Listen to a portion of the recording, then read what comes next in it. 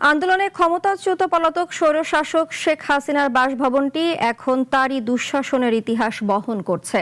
গণতন্ত্র পুনরুদ্ধারে ছাত্র জনতার সংগ্রাম আর স্বৈর শাসনের দাম্ভিকতার চিত্র তুলে ধরা হয়েছে জুলাই গণ অভ্যুত্থান জাদুঘরে। শহীদদের প্রতীকী কবর আর ভাস্কর্যগুলো মনে করিয়ে দেবে ১৬ বছরের ফ্যাসিস্ট অপশাসনের চিত্র। আজ জাদুঘরটি সর্বসাধারণের জন্য উন্মুক্ত করা হয়েছে। দর্শনার্থীরা বলছেন, ক্ষমতার কেন্দ্রবিন্দুর এই জায়গাটি এখন কলঙ্কের নজির। সাদেমানের রিপোর্টে বিস্তারিত। লেকের পাড়ের উপর প্রতীকী মরদেহ, এমন সব ভাস্কর্য বানানো হয়েছে ক্ষমতাচ্যুত শেখ হাসিনার সময়কালের অপহরণ, হত্যা ও লাশ গুমের নজির হিসেবে। ঠিক তার উল্টো পাশে একজন ব্যক্তিকে তুলে নিয়ে যাচ্ছে কয়েকজন আইনশৃঙ্খলা বাহিনীর সদস্য।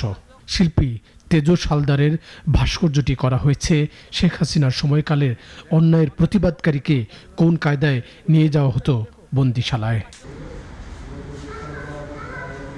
২৪-এর ছাত্র জনতার আন্দোলনের মুখে দেশ ছেড়ে পালিয়ে যাওয়া আওয়ামী লীগ সরকারের প্রধানমন্ত্রী শেখ হাসিনার বাসভবনটি এখন জুলাই স্মৃতি জাদুঘর, আর ১৭ একরের বাড়িটি এখন তার দুঃশাসনের নজির। আজ থেকে জাদুঘর সব মানুষের জন্য উন্মুক্ত করা হয়েছে। দর্শনার্থীরা বলছেন, একসময়ের ক্ষমতার কেন্দ্র আজ তারই কলঙ্কের সাক্ষ্য। অত্যাচারী হইলে মানুষের যে কি পরিণতি হয় সেটাই আর কি হাঁটতেছি আর দেখতেছি।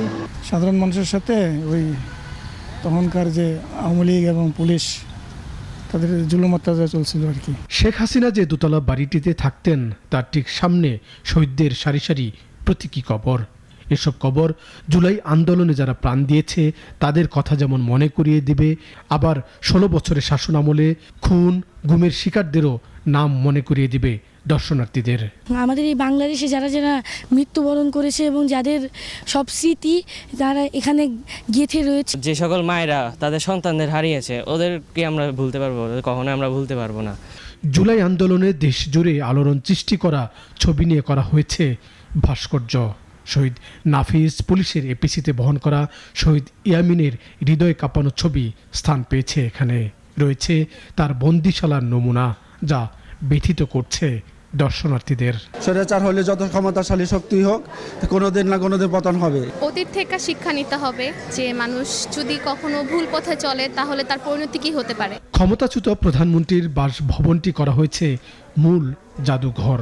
দোতলা বাড়িটি গড়ে তোলা হয়েছে মূলত তার সময়কালের মানুষকে নির্যাতনের চিহ্ন দিয়ে। পিলখানা, শাপলা চত্বর, লুটপাট, প্লট বরাদ্দের অনিয়মের নথি রয়েছে এখানে। আছে লাল টেলিফোন। সাজানো হয়েছে কলরুম, যা গোপন বৈঠকশালা।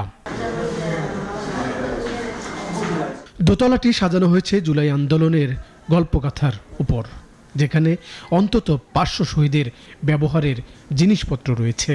আর শেখ হাসিনার শয়নকক্ষে রাখা হয়েছে শহীদ আবু সাইদের রক্তমাখা শার্ট, গেঞ্জি আর প্যান্ট। প্রজন্ম থেকে প্রজন্মান্তরে আমরা দেখবো যে হাসিনার যে কুকীর্তিগুলো সেগুলাই কেন ফিজার হবে। আমি জুলাই গণভবন দেখতে আসছি, অনেক সুন্দর লেগেছে আমার এটা। বাড়িটি বড় হলেও মূল জায়গাটি ছোট, তাই একসঙ্গে অনেক দর্শনার্থী প্রবেশ করতে পারবেন না।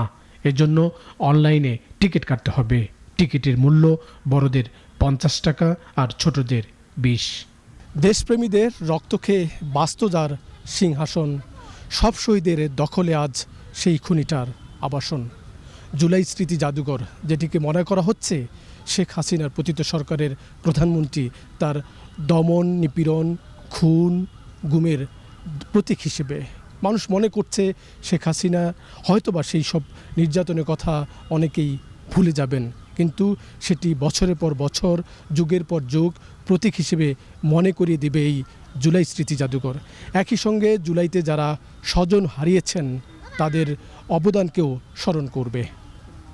সাইদ আরমান, নাগরিক, ঢাকা।